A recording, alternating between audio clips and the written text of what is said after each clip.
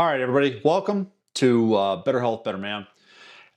I am recording this the week of Thanksgiving, and right now your timeline is being inundated with people eating and overindulging on turkey and stuffing and pecan pie and a pumpkin pie and cranberry sauce. Hopefully it's the real cranberry sauce and not the garbage that comes out of the can. Anyways, there's going to be a sense after the day after Thanksgiving that, oh my God, I overate. What am I going to do? And a lot of you are going to say, you know what? I overindulged. I need to do something about my weight. I overdid it and now I'm paying for it. And what we're going to discuss today is what I believe, and I wish somebody would have told this to me, the number one thing that you need to do before you start a ketogenic, carnivore, or any fat loss lifestyle. Let's go and dig right into what that number one thing is right now. Okay, when I first started keto, I made a huge mistake, and it wasn't about the food, okay? When I started keto, I did the food right. But the one thing nobody ever told me about was how to measure success. And I'm going to tell you this right now. If you're just starting out on a ketogenic, carnivore, or any fat loss routine, your worst possible enemy is going to be the scale, especially on keto or carnivore. And the reason being is that you are going to lose a lot of water weight at first, and the scale is going to lie to you. Okay? It just is. So let's go ahead and we're going to go ahead and talk about the things in order, what I should have done and what I believe you need to do to be successful on a keto or carnivore lifestyle. Okay, number one, and this is going to take you setting aside your ego, and it's going to take setting aside some of the insecurities that you're going to have. And it involves this little gem right here, your iPhone, your Android phone. And this is the simplest baseline that every man can take today. Number one, on day one that you start and you're serious about starting this lifestyle, take photos of yourself. This is your baseline. Again, I go back. The scale is going to be your enemy throughout your entire fat loss journey. Okay? I wish I would have gone back. The only thing that I have left from when I started keto was some photos, and I'll put a couple of them here, that I took while out and about. And the clothes, I was dressing to try to hide my belly as best I could. I was dressing to not show, and I was posing to try not to show my belly. But what you need to do is you need to go ahead and take your shirt off, take your pants off, put some workout shorts on, get in front of a mirror or have your spouse or significant other take some photos of yourself. And you're going to save these photos in a secure file, in a secure folder. And whenever you're feeling down, whenever you're feeling like, oh my God, I'm not making any progress, you're going to go ahead and see these photos. You're going to pull them back and say, you know what? I really am changing. So what photos do you need to take? First of all, obviously a front photo. Put your feet shoulder widths apart. Put your arms out like this, and then just take the photo. Turn around, do it from the back, and then do either side. Okay? Also, you want to take a headshot, especially if you're a gentleman with a larger neck. Take a very good headshot from both the front and the side. Hold on to these photos because, like I said, these are, number one, going to be your biggest motivator to maintaining the challenge of a ketogenic or carnivore lifestyle, okay? It is going to be a challenge. Your body is going to go through some changes, especially the first 6 to 8 weeks, and it's going to be tough. Okay? Other people have talked about it. If you want, I can do a video on that as well, on how I started keto. But you know what? Right now, you need to take these photos. The other thing about these photos is this is a subtlety that you may or may not notice, but it's going to be how your posture changes. As you start losing the fat, your body's going to want to self-correct. You may throw your shoulders back a little bit more, right? You may go ahead and clench your glutes and your hamstrings a little bit more to stand up a little bit straighter. You're going to notice those changes, and these photos are going to be right there to show you how you've changed. Okay. Number 2, the thing I would do next, and you can start this out right after you do your pictures. Get yourself a notebook and a measuring tape like this. This is one that tailors and clothiers use to measure the body.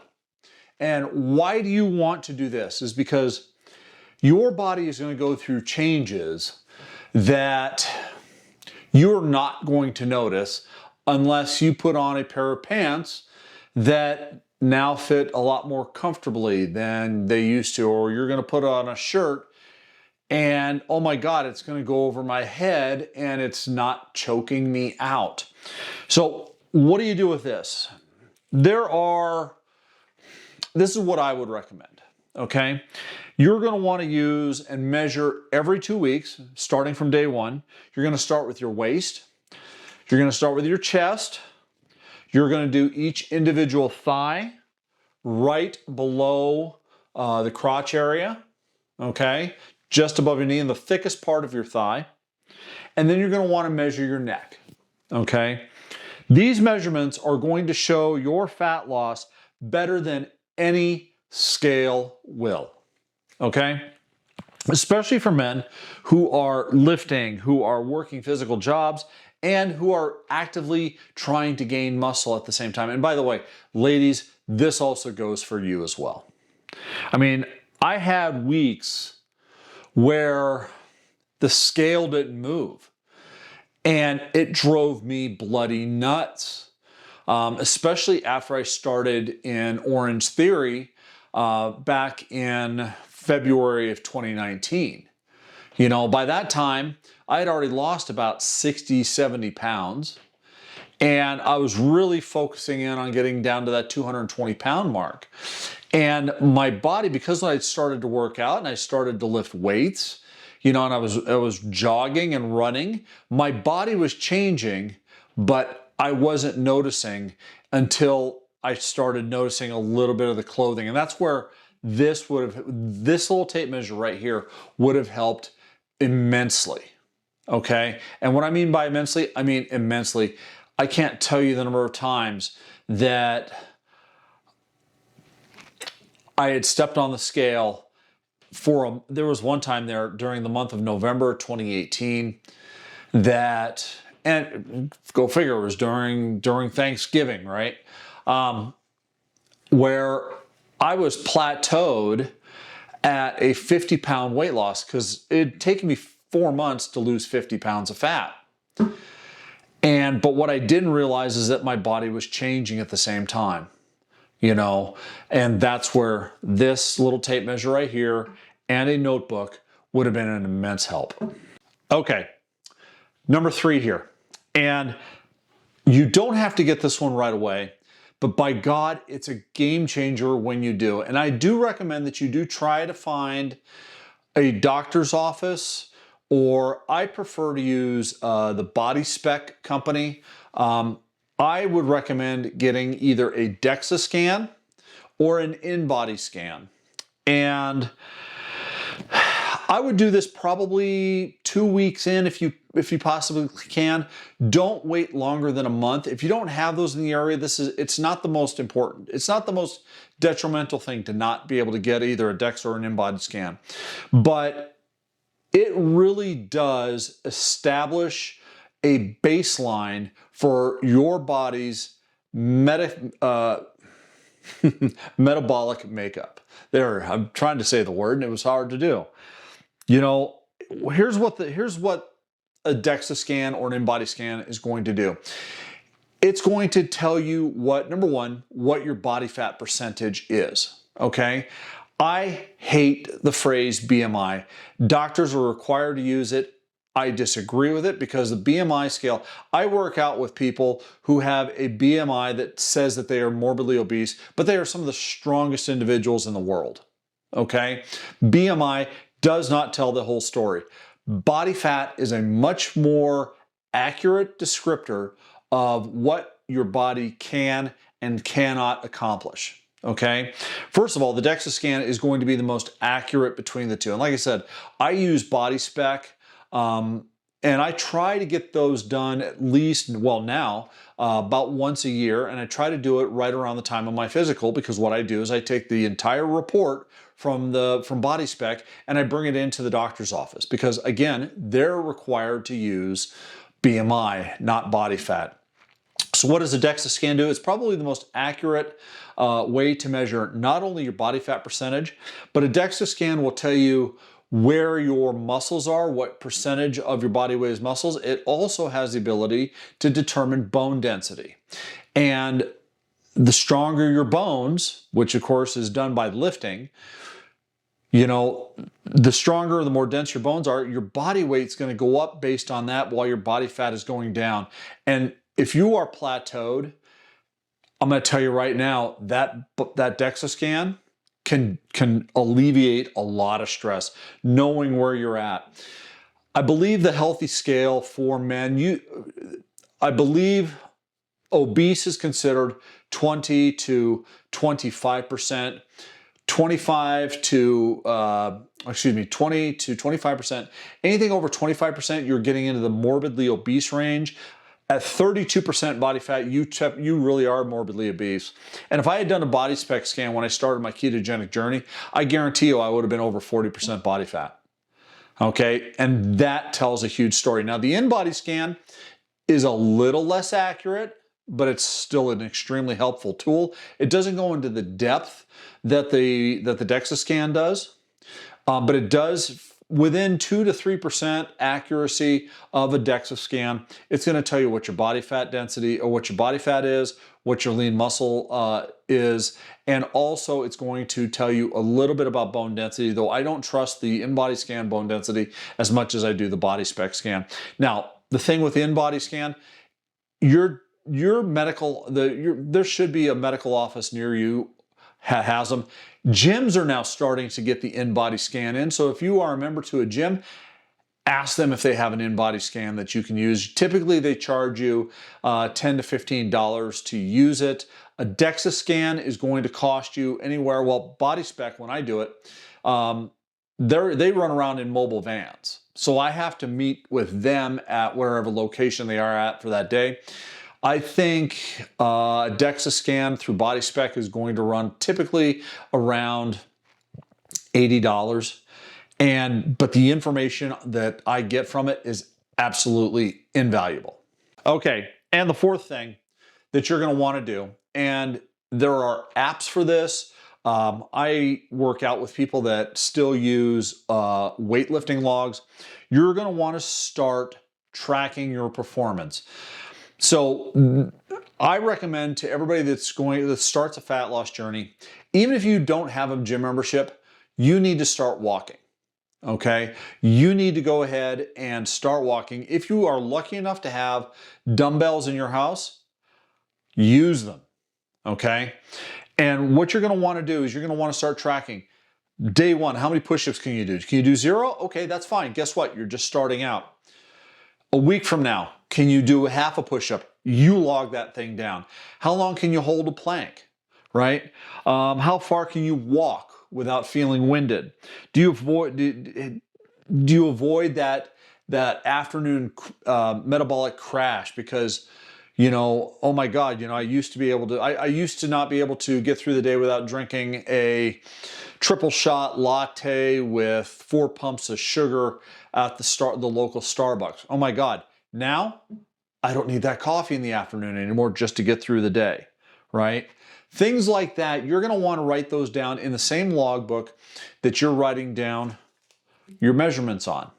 Why? Because those are the types of wins that are going to keep you going and allow you to maintain this lifestyle.